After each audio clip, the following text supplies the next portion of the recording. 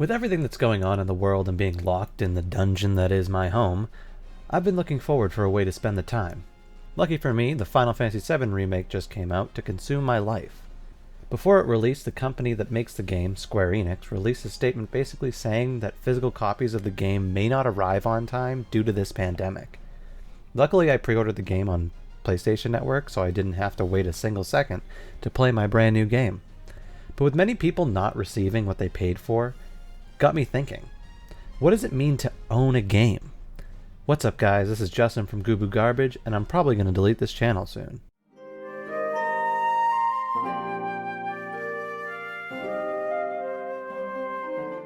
So let's talk about ownership, specifically with video games, though this may apply elsewhere, but I don't really care about that. So what does it mean to own a game? Now, I know what you're thinking. I buy game, I own game. But when it comes to games in this day and age, it isn't so black and white. Back in the day, the only option to buy games was to go to a retail store like GameStop and purchase a physical disc or cartridge, depending on the system. But we live in the digital age. We don't have to go to a store. We don't want to talk to people. So we just buy our games on our console of choice like the introverted sloths we are. You see, digital games are where the lines of ownership start to become more gray. Grayer? More gray? Fuck it. The point is, do we actually own our games when they're digital? Whether it's on Steam, PlayStation Network, Xbox Marketplace, Epic Game Store, Amazon, Humble Bundle, you get it. When we buy digital games, they are always linked to an account, meaning that if you aren't logged into the account that, quote unquote, owns the game, then the game can't be played even if it's installed on the system already. So if you forget the password or username of your account, then everything you bought digitally on that account is lost forever.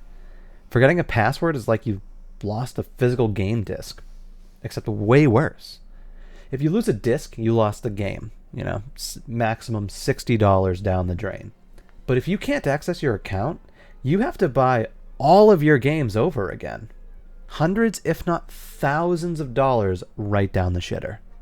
Luckily, companies have ways of recovering your account, but it can often be an arduous process depending on how you set it up and in which way you lost access to your account. Also, hypothetically, if a company like Sony went bankrupt and had to shut their servers down, your PlayStation account would cease to exist, meaning any games that you bought but haven't installed would also cease to exist. This isn't to say that buying digital is a bad thing. From a performance standpoint, it's way better to have games installed on an SSD rather than read on a disc any day of the week. And the odds of something like that happening is slim to none. But we have to ask ourselves, do we actually own our games, or are we just paying full price to borrow the license to play them? Just some food for thought. Let me know what you all think about this whole game ownership situation in the comments below. And I'm going to go back to playing Final Fantasy VII.